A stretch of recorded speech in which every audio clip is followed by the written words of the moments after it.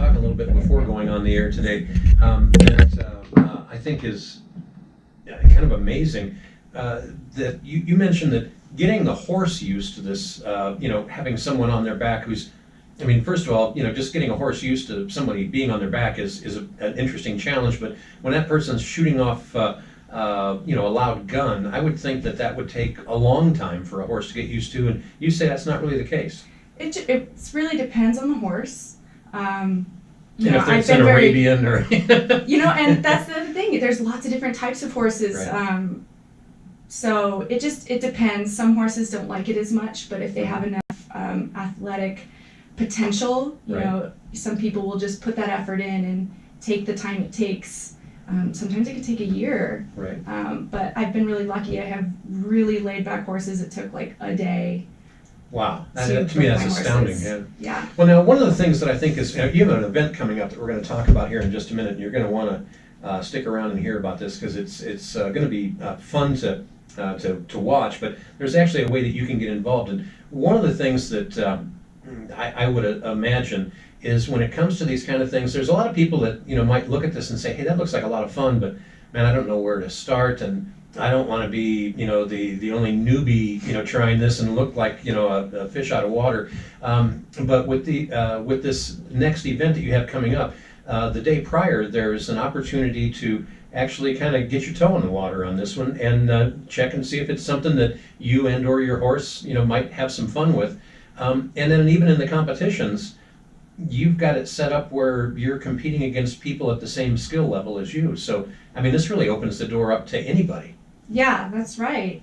So the one thing I hear the most, that people that just aren't sure if they can do it, they're like, well, my horse won't do it. Well, you don't know until you try. Right. And we are really lucky in Arizona. We have several world-class clinicians and trainers that call Arizona home. And Dan Bird is going to be our clinician this year. Last year we had Kendall Lonzane, who's a world champion. Mm-hmm. And so he is very good at people skills, right? Your people training as well as horse training. Sure. And he's really great at helping you get your horse started, helping you get started, helping you be safe. And like you said, my events are leveled. So if you're a beginner, you're shooting against beginners. If you're more advanced, you're at the top. Right. And so everybody has a chance. And now this next event is coming up in just a couple of weeks, right? Yes, it's actually Mother's Day weekend. All right. So it's Saturday the 8th. The clinic is Friday the 7th. Very interesting. And now, if people want to, take a look at getting involved in something like this, is this a real expensive thing to get into? It can be, but you can budget. You can decide which events you want to go to. So to enter, let's say my event, it's about $140 for the day, Mm-hmm. but that covers your ammo, covers all the costs. Ammo too, wow. Yeah. So, but then you can talk about horses can get expensive. We all Sure. have special guns. We have special holsters. So that kind of thing can get a little expensive. The travel can get a little expensive, but compared to other horse sports, it's pretty similar in cost. Right. And it sounds like it would just be a whole bunch of fun. Now, for people that are wondering about this whole shooting thing, one of the things that's always surprised me at a couple of these events that I've been to is that, you got, and I've been to one out here at the Multi-Event Center in Payson, which is where this next event is coming up here, Mother's Day weekend. But you got people, shooting and blowing up balloons and stuff, but yet there's people sitting in the grandstands. So obviously, the type of ammo is very specialized. Let's talk about that for a second. First of all, prior to going on the air today, you mentioned that everybody's shooting the same type and style of gun. Correct. We all shoot .45 caliber single action revolvers. Single action. So you got to pull the hammer back every single time. Every time. And so sometimes if it's a pretty straightened back pattern, you can see some really fast times. Some of the world-class shooters can shoot 10 balloons, go all the way down. It's 300 feet to the end and 300 feet back. They can do it in 9 seconds. Wow. It's incredible. I was really lucky this last week, and I sipping shot on my coffee in that amount of time. I was lucky this last week, and I shot an 11-second pattern. So really, wow. I was really happy about that. And there's just so much that goes into what it takes to do something like that, which again I think bodes well for your focus on making it a leveled playing field for whatever level of expertise someone has. That just would keep it fun. But you're actually attracting people from not just Tonto Basin and not just Payson, but all over the place. Yeah, we get shooters from Tucson, Flagstaff, the Valley. Sometimes in the wintertime, Arizona gets kind of flooded with snowbirds. Mhm. We get a lot of shooters from Canada and North Dakota, things like Wow. that. So Arizona shoots kind of double in the wintertime. Mm-hmm. In the summertime is just when my events are. Most of them go back to Canada or North Dakota or things like that, but Right. some of them stay a little bit longer. I had one shooter from Montana, Wow. but now she's back in Montana. But and it's got to be difficult for them. I mean, going up against Arizona. I mean, this is especially Tonto Basin where the West still lives. Right? It's all good stuff. Now, you mentioned that you actually provide the ammo and because this isn't and my first question to you this morning before going on the air was one I could tell by the look on your face that, my gosh, this is like the 9,000th time someone's asked me that same question. It's not like snake load, which for people that aren't familiar, there's types of ammo for your pistol that just are like little bitty shotgun shells with little bitty BBs in it for shooting snakes. But it's not like, it's even more safe than that. It is. We all shoot. It's called a theatrical blank. So if you've ever been to Rawhide or Tombstone and seen the gunfights, they're shooting the same ammo we are. And it's completely safe. It only goes about 15 feet. It's actually the spark itself that pops the balloon. There's no projectile whatsoever. Huh. That's really interesting.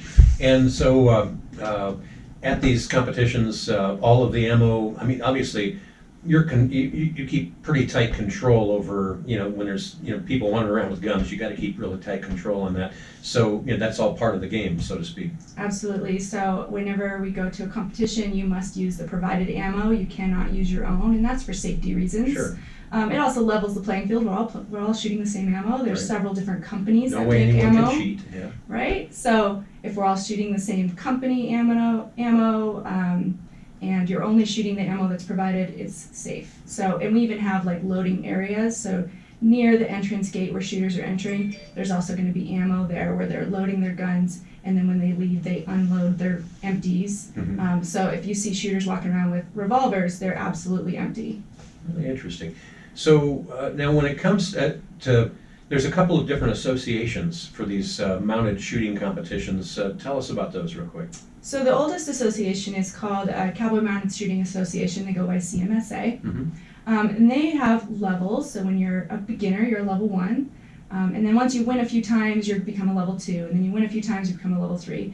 And that has its pros and cons. If you're a beginner, it's nice to be a level 1 with other level 1s. But the cons could be, what if there's a beginner that's a great shooter and they have an amazing horse and they just kill it every time? They don't need to be a level 1. They should be higher, and it's going to be a while before they get up there. So with my association, it's U.S. Mounted Shooting, or USMS, and it's set up more like barrel racing in that we have 4 divisions. So the fastest of the fast, they're going to place in the 1D. The next group's going to be in the 2D, 3D, 4D. So if you're a beginner, you're probably going to be in the 4D. Right. And I have beginners that walk away with money. I mean, that's just how it's set up, so everybody can enjoy it. Everybody has a chance. All you have to do is shoot clean. And I'm guessing that a lot of these people just plain do this because it's fun. Absolutely, yeah. There's not as much money in it to win as, say, roping or barrel racing, but mostly we do it because it's fun. Yeah, and what a cool thing to do. Now, with this coming up Mother's Day weekend, again, that's just around the corner. What is that, the weekend of the 10th or 8th? Yeah, the somewhere 9th right? is Mother's Day. Okay, okay. I knew it was somewhere around there. At any rate, now there's, even if you just want to come out and watch, there's going to be plenty of opportunity for that. Will there be a fee to get into the multi-event center for this competition? No, we don't charge admission. We're happy for people to come and watch and see our sport and watch it grow. Very cool. And you've been getting some decent-sized groups? Yeah, not so much in the beginning, just because there's still people that say, I had no idea you were hosting at the rodeo grounds. Right. And so we're still just trying to spread the word and get people to come and watch and get people involved and get the community involved. And the name Tonto Basin Wild Bunch, I understand that this actually was kind of born out of your activities down in Tonto Basin. Yeah, when I first moved to Gila County in 2001, I moved to Tonto Basin. Right. And then I'm pretty good friends with Lori Brown and Bill Brown. Brownsville. Yes, and so our first competition was actually at Brownsville. Right. And since we have so many shooters that come from out of town, they need things like stalls and hotels and things like that. Not a lot of those down there in Tonto Basin. So we ended up moving it to Payson, which is a fantastic facility, and the shooters really love it. I get compliments every time. And so we had to kind of move it. We kept the name Tonto Basin Wild Bunch because that's who we are. There you go. Gotta love it. Now, so if people are thinking, okay, I want to find out more about this, what's the best way for them to get more information? The best way to get more information is to find our Facebook group. It's an open public group, Tonto Basin Wild Bunch. Right. And of course, if you're thinking about maybe wanting to sign up and get involved and you have questions, it's possible for them to give you a call as well? Yeah, I take questions all the time. They can text me or call me with their questions. Cool. And that number to call is 928-595-1182. Again, 595-1182. Now, Allie, how many competitors do you expect to see Mother's Day weekend here in Payson? We should see about 50. Wow. It fluctuates. We just had nationals in Mississippi, in Tunica, Mississippi. Not we as in me, but Right. Another shooting association did. And so a lot of Arizona shooters, especially like world champion shooters, kind of go countrywide.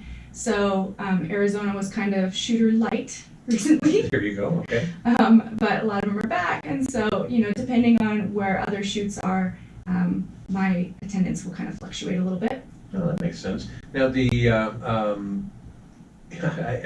so the competition itself is Saturday. Yes. And now when you have like 50 or so shooters, does this go on throughout the day, or how long of a does the competition take to get down to, okay, you are the champion type of thing?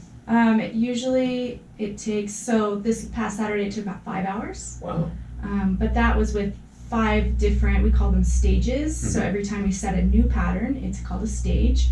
So we did 3 pistol stages and 2 shotgun stages. Now, and that's a whole other area too. I mean, the pistol shooting, again, for people that maybe are just as dangerous as I am on a horse. Having one hand to kind of take care of guiding the horse is important. But for the shotgun, I've seen some pictures online and talking with you this morning. You actually get the horse pointed in the direction it needs to go, and then let loose of the reins, and you're hanging onto the shotgun with both hands and just riding with your legs. And I mean, that's got to be something that takes a little time to get used to. I just started shotgun this year, Right. And it is so much fun because, like you said, you drop the reins, and so my horse is trained to turn that barrel and head straight back to the gate, and all I have to do is set him straight, drop the reins, grab my shotgun, 2 hands. And I would assume it would take a little bit of time just to get the horse used to the fact that, okay, your job is to go around that barrel and come right back to this spot, rather than hey, look at that, there's a bird over there. I think that's got to take a little bit of time. I think it's kind of similar to, I guess you can equate it to kind of like steer wrestling. That horse is trained to go straight and keep going straight after the rider jumps off. So Right. hopefully no riders of mine jump off, but with any luck, right? but same idea. That horse is trained to go straight and stay focused. Very interesting. Again, whether you want to get involved in competing in this, which even if you do, you don't have to be worried about the fact that you're going to be the only newbie, because there'll be other newbies out there too, and you get pitted against them. So this is a great opportunity. But it's also interesting in that the day before the Friday of that weekend, of Mother's Day weekend, you've got someone special coming that is going to be holding a workshop and teaching people how to do this stuff. Yeah, we're having Dan Bird as our clinician this year. He's a fantastic clinician, He is based out of New River. He has a club himself. It's called the New River Yacht Club. That makes sense. Yep. For New River, eh? I Yep. like that. And he has some students that kind of come with him to shoot. So we call him the bird herd. Okay. But he's fantastic at getting people started with safe practices, getting horses used to gunfire, and maneuvering the courses. And most people can be successful in some way in a day. Wow. And it just sounds like it'd be a whole bunch of fun, but here's a way to actually, again, get your toes in the water, so to speak, and find out a little bit about it from someone who's very knowledgeable and gifted in being able to teach you how to do this the right way. It just seems like it'd be a whole bunch of fun to get together with people. I mean, it seems like it'd be a riot. It is a lot of fun, and I often say it's the friendliest sport. There was one time when I was still a brand new shooter and my guns kept jamming. I had a certain kind. And then somebody I'd never met before came up to me and she said, "I see that your guns keep jamming. Use mine." And she had a different kind. And I used hers. We traded for the day. I had no idea who she was. And Wow. now I call her my friend, but Right. it's just, that's the kind of community that it is. It's such a friendly sport. And even last year, I was still kind of a new shooter, and I really was passionate about bringing shooting to Gila County. For one, I'd love to shoot closer to home more often. Sure. But we have a great facility and a great community, and I really want to spotlight that. And so shooters of all levels helped me put it together, helped me set up the courses, helped me make it successful, and they still do. Everybody just kind of hops in because we're all there to have fun. And so it's a really friendly sport. Outstanding. And again, if you'd like to find out more, you can find the Tonto Basin Wild Bunch on Facebook and get a lot of information there. And again, you can also call Allie Cooper directly if you have questions at 928-595-1127. Now again, the 1182. 1182, excuse me. Yeah, there you go. Freud would have a fun time with that. 595-1182. Yeah. Anyway, the whether you want to get involved in the training on the Friday of Mother's Day weekend, or if you just want to show up on Saturday and watch the competition, it sounds like it's going to be an all-day event, and you're going to have some very talented riders and shooters out there, as well as some people that are maybe getting into it for the first time. So it'll be a lot of fun to watch. One of the other really important questions that I always have at times like this is there going to be any food out there? There is.